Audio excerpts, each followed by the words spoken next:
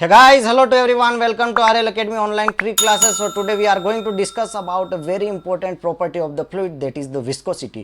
JEE Mains NEET में जो physics पढ़ते हो वहां पर ये डेफिनेशन आती है। ठीक है, अगर आप इंजीनियरिंग सब्जेक्ट पढ़ते हो, सिविल मैकेनिकल वालों के लिए एफएम फ्लूइड मैकेनिक्स की सब्जेक्ट में आपको विस्कोसिटी पढ़ना ही होगा। और जो विस्कोसिटी है वो प्रॉपर्टी है फ्लूइड की। तो मैं क्यों ना फ्लूइड को डिस्कस कर लेता हूं। बिल्कुल जीरो से चलने वाला हूं, बिल्कुल जीरो से हमारी क्लासें होगी। तो फ्लूइड क्या होता है, अभी किसी को भी पूछ दूंगा तो फ्लूइड, अरे सर आपको नहीं पता है फ्लूइड क्या होता है, पानी की बोतल, ये पानी फ्लूइड ही तो है, ये शहद फ्लूइड ही तो है। मैंने कहा महामूर्ख, मैं भी छोटा था ना, मैं भी यही सोचता था, लेकिन फ्लूइड में एक और चीज आती है, दैट इज द गैस। समझ रहे हो, फ्लूइड की डेफिनेशन क्या कहता है कि which have tendency to flow, जो फ्लो करना जानता है वही फ्लूइड है। आपने कभी देखा है कि मकान बना के रख दिया, ठीक है, मकान बनवा लिया आपने और मकान फ्लो करके कहीं और चला गया, लेकिन पानी, नदियों का पानी एक स्थान से दूसरे स्थान पर जाता है, मतलब लिक्विड फ्लो करता है। हवाएं फ्लो करती है, हवाएं एक स्थान से दूसरे स्थान पर जाती है। कहीं बड़ा पत्थर रख दिया, फ्लो करके चला जाएगा अपने हिसाब से? नेवर। तो कह रहा है कि liquid and gas both have an tendency to flow. ठीक है, तो इन दोनों की प्रॉपर्टी विस्कोसिटी से हम कंसीडर कर सकते हैं, लेकिन फ्लूइड मैकेनिक्स में हम सिर्फ फ्लूइड के बारे में बात करते हैं और वहां पर लिक्विड के बारे में ही ज्यादा बात होती है, क्योंकि इंजीनियरिंग वालों को डैम वगैरह इन चीजों से मतलब है। ठीक है, वाटर सिफन हो गए, ठीक है, तो इस केस में टरबाइन वगैरह, तो वहां पर उनके लिए सिर्फ पानी से मतलब होता है, इसलिए फ्लूइड मैकेनिक्स की सब्जेक्ट में लिक्विड को पढ़ा जाता है। बाकी गैस भी इस प्रॉपर्टी को शो करता है। चलो अब मैं बात करता हूं, that is about the viscosity.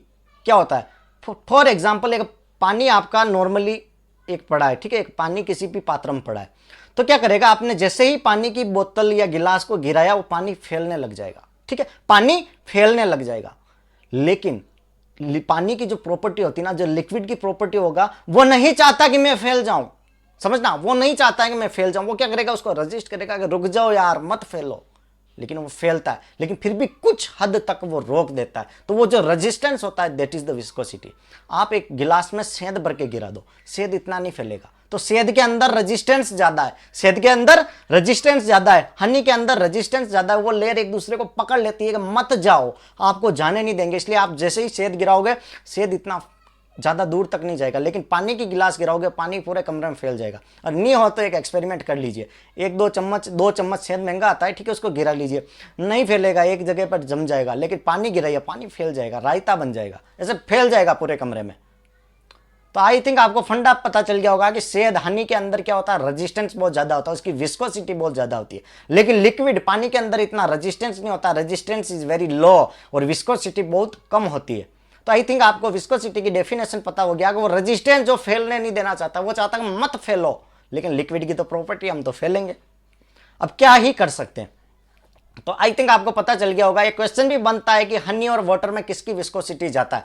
Viscosity ज्यादा मतलब आपको रखना है रेजिस्टेंस कौन रोकता है, और जो रोकेगा वो कम फैलेगा। शहद को रोक लिया, नहीं फैला, तो इसका ज्यादा रोका, ज्यादा रेजिस्टेंस है, दैट इज द विस्कोसिटी ज्यादा।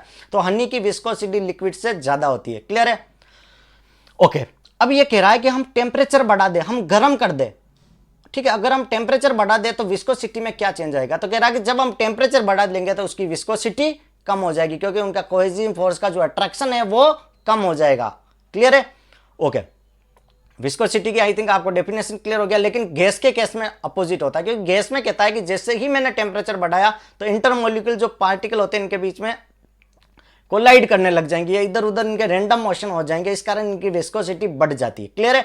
लेकिन लिक्विड का क्या याद रखना कि इनके अंदर जो कोहेसिव फोर्स होता है ना, वो थोड़ा कम हो जाता है, कोहेसिव फोर्स कम हो जाता है। इसलिए जब शहद को गर्म कर दोगे ना, शहद थोड़ा पतला हो जाएगा, तो पहले शहद गिराया तो कम फैलेगा, लेकिन अगर गर्म करके फिर फैलाओगे तो थोड़ा ज्यादा फैल जाएगा, उसके बीच का रेजिस्टेंस कम हो जाएगा। और मैंने क्या बताया, रेजिस्टेंस कम मतलब विस्कोसिटी कम। ओके, और viscosity is classified into two type, dynamic viscosity and second one that is the kinematic viscosity. Dynamic viscosity and kinematic viscosity. Dynamic viscosity is represent by mu, ठीक है, म्यू यू की तरह होता ना mu, और dynamic viscosity is represent bye new. New मतलब वो we की साइड होता ना, वी की तरह। आपको स्क्रीन पर सारी चीजें मिल जाएगी, सारी डेफिनेशन मिल जाएगी। मेरा जो मेन मोटिव है वो आपको इस डेफिनेशन को क्लियर करवाना कि what is viscosity. I think आपके सिंपल ये फंडा क्लियर हो गया होगा कि विस्कोसिटी क्या होता है कि जो रेजिस्टेंस जो रोक दे उसका रेजिस्टेंस ज्यादा, और जिसका रेजिस्टेंस ज्यादा उसकी विस्कोसिटी ज्यादा। तो शहद फैलता नहीं है, सेंध को गिराओ नहीं फैलेगा इतना, तो उसके बीच में रेजिस्टेंस ज़्यादा, और रेजिस्टेंस ज़्यादा है तो विस्कोसिटी ज़्यादा। पानी फटाफट फैल जाता है तो उसकी विस्कोसिटी कम होती है। क्लियर है? तो यहाँ से कई बार क्वेश्चन पूछा जाता है, बच्चों के बहुत सारे डाउट होते हैं इस टॉपिक से रिगार्डिंग। सो आई थिंक आपके ये डाउट क्लियर हो गए होंगे। Thank you so much. Channel को लाइक शेयर सब्सक्राइब जरूर कर दो, और अगर आपको लगता है कि कोई और टॉपिक मैं पढ़ाऊँ, कमेंट बॉक्स में जरूर लिख दीजिएगा, नेक्स्ट क्लास आपके कमेंट के ऊपर आएगी। Thank you so much.